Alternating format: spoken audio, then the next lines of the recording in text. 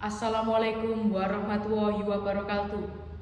Tepangaken kula Fatir Hermawan, mijil saking SMP Negeri Kalih Poncokusumo.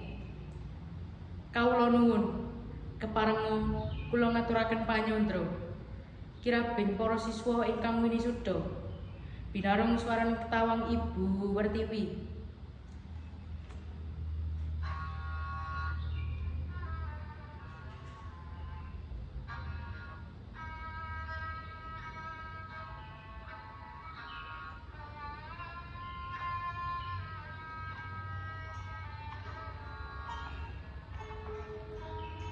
Sigra jengkar para siswa winisuda saking unggian Palareman kanthi dipun pandegani Sang Suba Manggala miwah putri kalih ingkang gandes luwes meraati.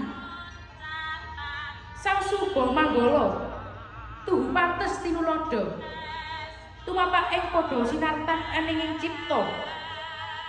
Mugi sedaya gegayuhan saged kasembadan tumapak ing padha tinata runtut anut wirama sarwi memuji mugi sedaya paransedya binerkahan ing Gusti ingkang sinedya dadya kang kaesti dadi anulat luhur kawicara sesantining bangsa ing ngarsa Sungkulada ing madya mangkarsa tuturi handayani. Saurinipun Sang Suba Manggala nuninggih swanira catur punakawan ingkang sekedhap kendel sekedhap tumoleh mawi esi sepet madu gumujeng gayeng adung kabungahan derek dedonga mugi para siswa winisuda dados satriyaning negeri ingkang bekti mring Ibu Wertiwi. Bangun turut ing rama ibu miwah para dwija migunani tumrap nusa bangsa lan agami. Runtut saking ingkang sepuh inggih punika Bapa Semar saking tembung neng semaken raos nicalaken samar ateges Semar minangka dados pangersaning lampah tansah nengenaken saleh bawa ingkang prasaja lan wicaksana. Salajengipun wonten nala gareng saking tembung datan gagap swaring batos ateges nadyan ta gareng menika kirang cetha anggenipun wicara namung tansah nengenaken swaring batos ingkang suci supados boten adamel cuwaning panggalianipun liyang kesambung dening Petruk kepenak tansah rukun lan sayu ategesip raosipun manah menika tansah resik saking sesuker dados wontenipun tansah rukun lan sayu dumateng liyang.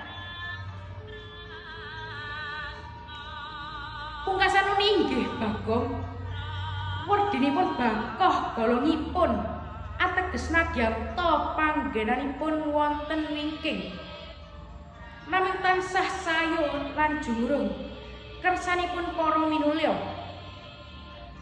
saengga sedaya sedya saged kajangka kanthi sekeca dampyak-dampyak lumampah jajar kalih.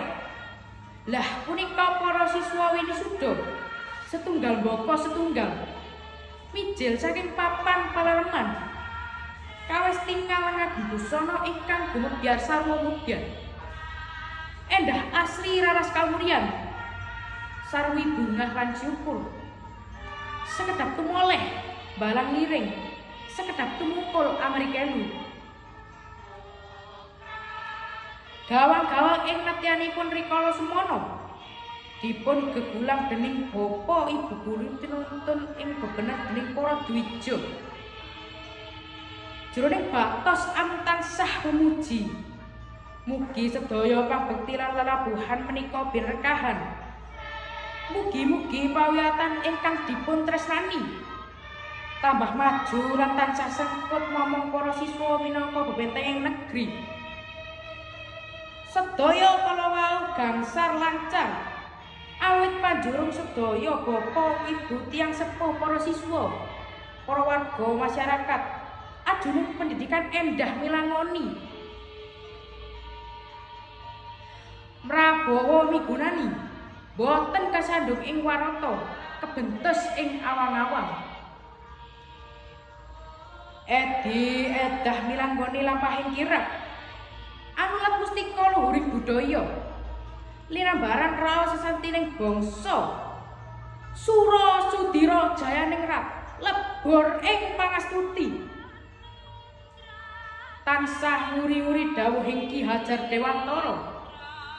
Ing ngarsa Sungkulada, ing madya mangun karsa tutwuri handayani. Jaya-jaya Wijayati, tansah sembada ing sabarang pakerti. Nuwun.